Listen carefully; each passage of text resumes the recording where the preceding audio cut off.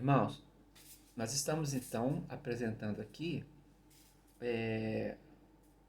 a última exposição, a última aula a respeito desse módulo que nós nos propusemos fazer. Isso é um módulo intensivo que estamos fazendo de religiões mundiais.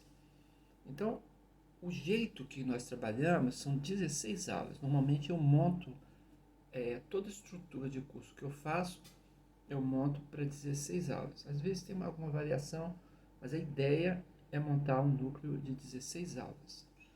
Então, com esses 16 exposições, nós estamos trabalhando religiões mundiais. Quais são as religiões mundiais? Bem, cristianismo, hinduísmo, budismo, islamismo e judaísmo.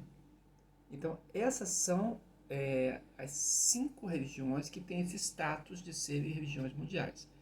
Outras religiões também estão em muitas partes do mundo e algumas proliferam bastante.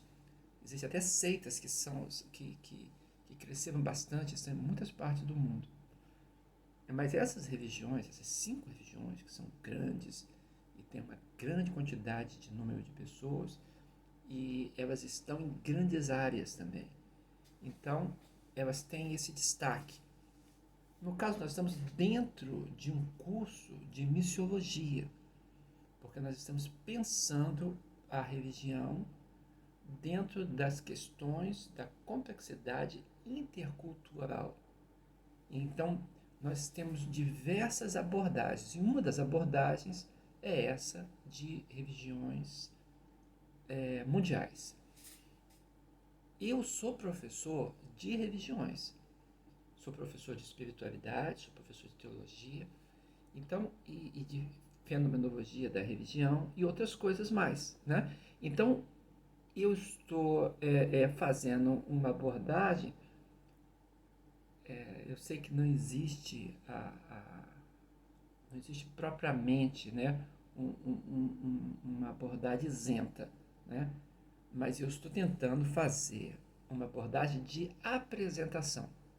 E para ser honesto com a minha apresentação, eu estou dizendo da onde eu falo, né, o meu locus. Então eu tenho dito que eu sou um cristão e que eu sou um cristão residente na Ásia, no sudeste da Ásia. E a minha interação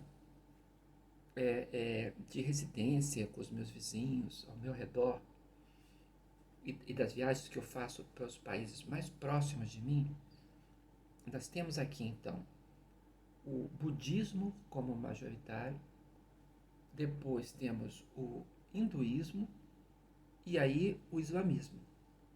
O cristianismo aqui praticamente não é nem referido, viu? De tão pouco que é. A região do país onde eu estou aqui, os cristãos são 0,07%. Muito pouco, né? Então,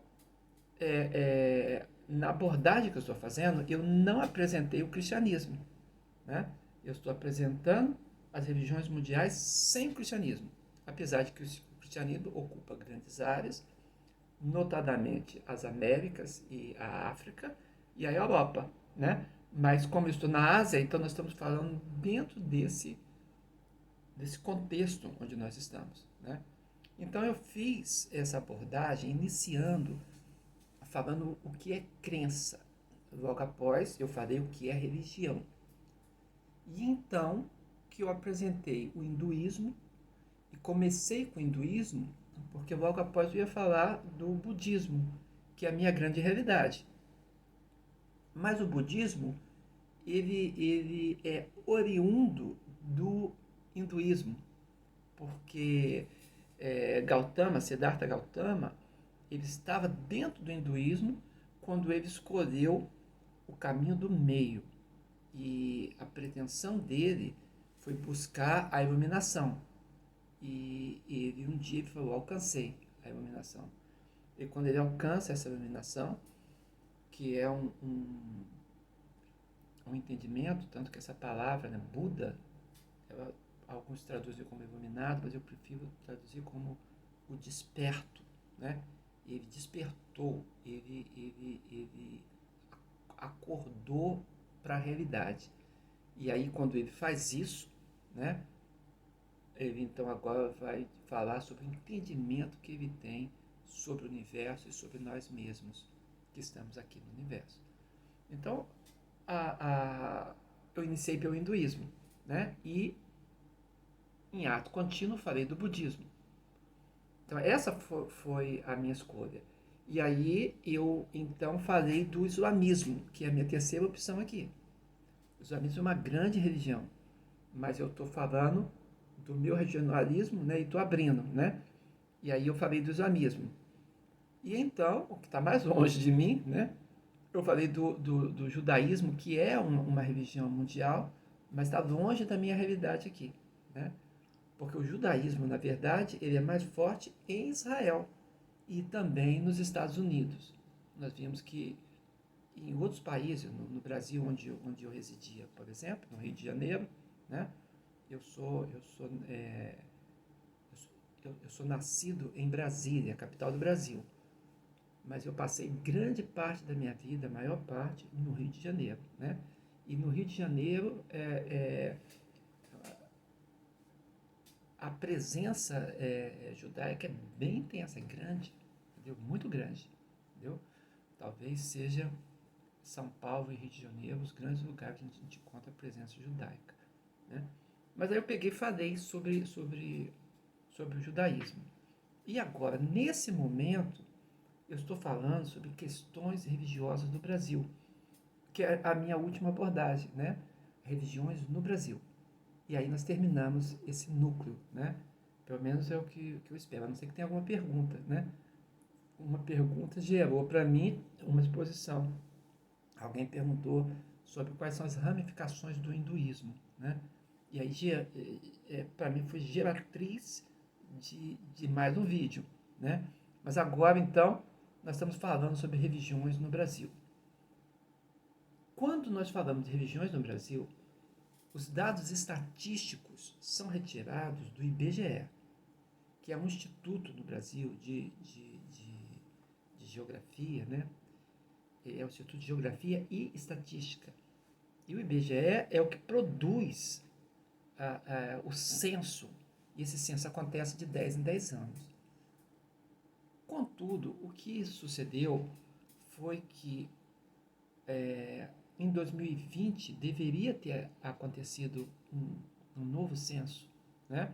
Mas esses dados censitários não foram coletados. Por quê? Por causa da pandemia global.